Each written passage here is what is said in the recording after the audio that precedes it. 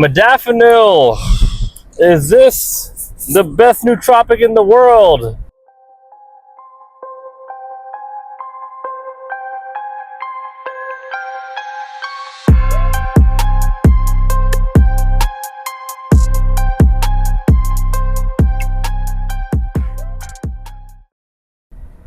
I'll get into it. Before we get into the review, guys, make sure you like, make sure you subscribe. Modafinil. This has been known to be the best nootropic there is, hands down, better than any supplement. What is modafinil? It is a prescription drug that is prescribed for narcolepsy. And of course, in terms of folks using it, not for narcolepsy, they're typically using it for nootropics. Now, this video is only for educational purposes, guys, and I do not want any of you to take this video and, of course, go and get some modafinil through whatever means. This is strictly for educational purposes. Since you guys know, Exotic Stepdad has been talking about modafinil for quite some time. I've been prescribed modafinil for over 2 years, and the reason I take it is for narcolepsy. And let me tell you my unbiased review on modafinil and effects as a nootropic, effects as a wakeful agent. I will get into all of it. Now, jumping right into dosing, typically modafinil is dosed 200 milligrams for the folks who actually have something like narcolepsy or sleep apnea or work shift disorder or excessive sleepiness. That's the standard dosage is, of course, 200 milligrams once daily in the morning. If you want to get into taking it as an off-label nootropic, typically what I understand on Reddit is 100 to 200 milligrams taken once by mouth. Now, mechanism of action, of course, this is largely unknown, but what they do understand is that it does act as a dopamine reuptake inhibitor, and it also impacts orexin, norepinephrine, epinephrine, and histamine. So these are the neurotransmitters that it does either potentiate or inhibit, but the exact mechanism of action is largely unknown. Getting into the experience, how does it feel?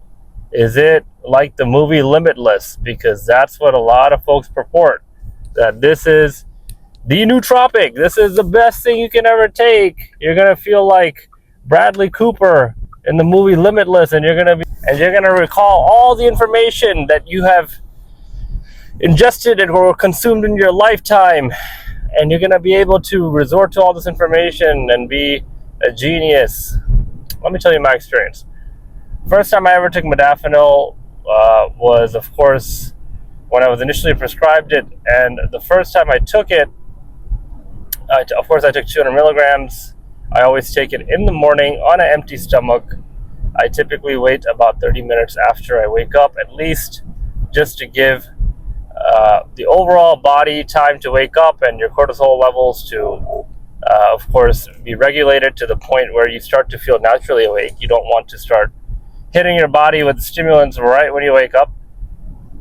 Now, I took it, and it typically takes me about an hour, solid hour, to start feeling effects. And the first time I took it, it was quite interesting in the sense where the focus is very heavy.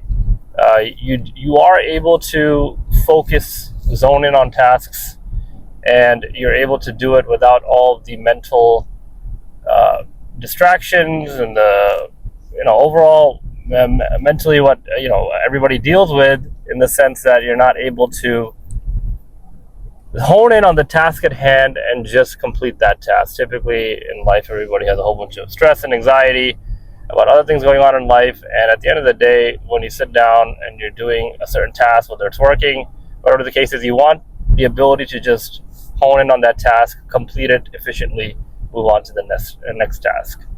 So yes, it did give me an ability to focus.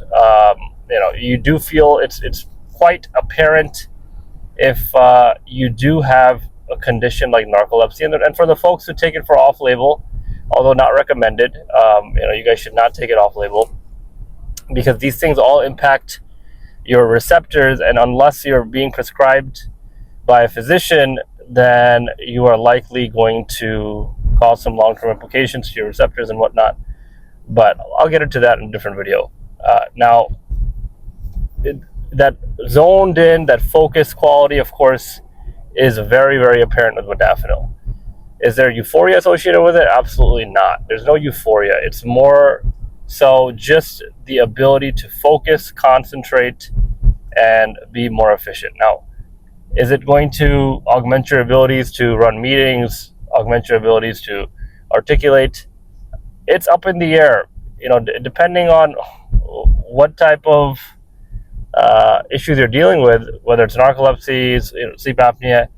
The way I look at it, at the end of the day, the reason that it augmented my abilities and whether it's in my work life, personal life, whatever the case is, it's because I used to feel so excessively tired all the time that when you're not able to consciously and very efficiently think about the matter at hand, even if it's just a conversation, you're talking to somebody, they're telling you, hey, let's meet up on these dates.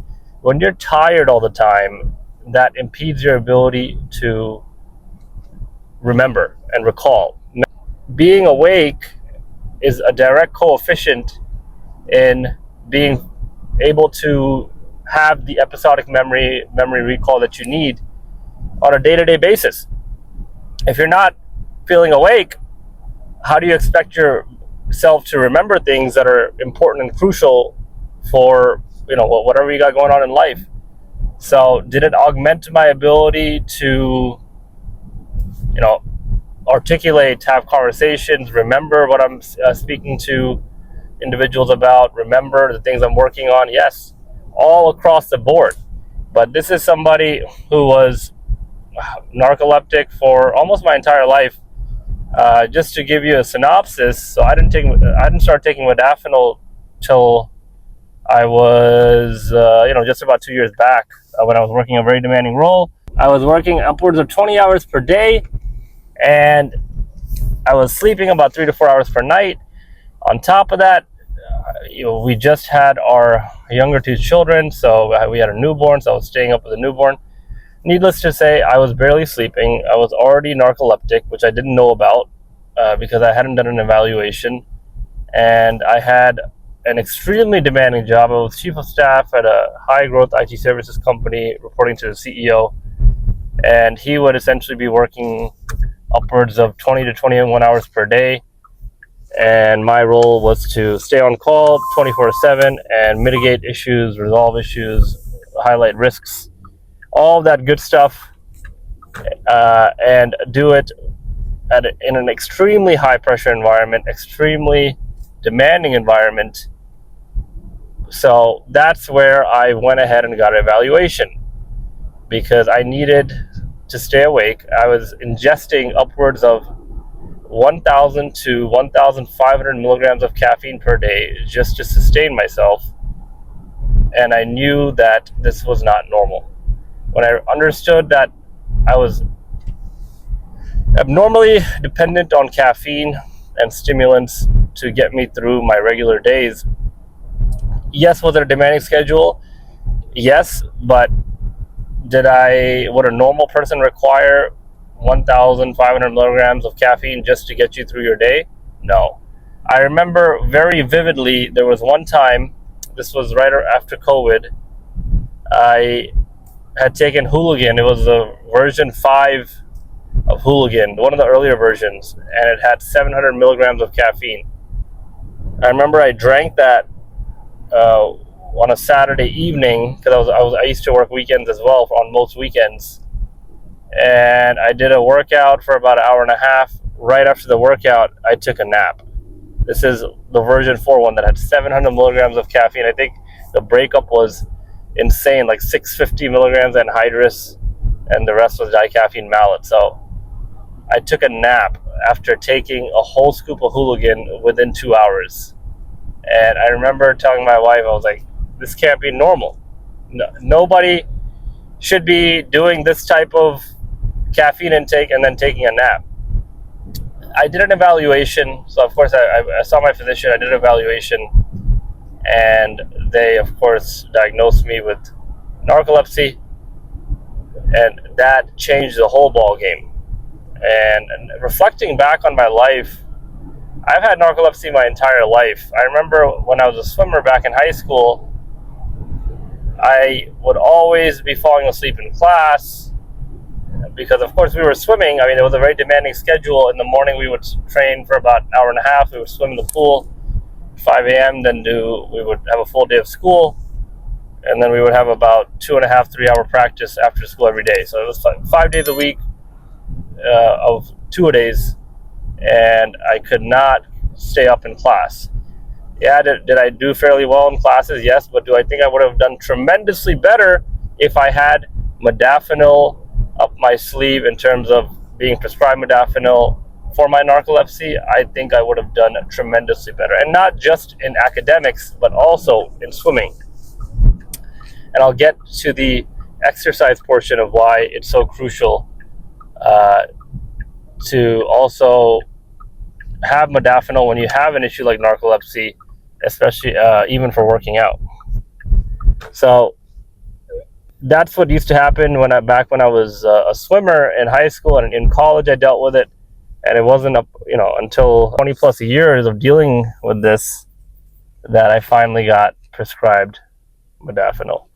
So in terms of what are some of the side effects wise, if you take too much, if you take 200 or 400, you can expect the Moda headaches, which is very well known in the community of folks who actually take modafinil.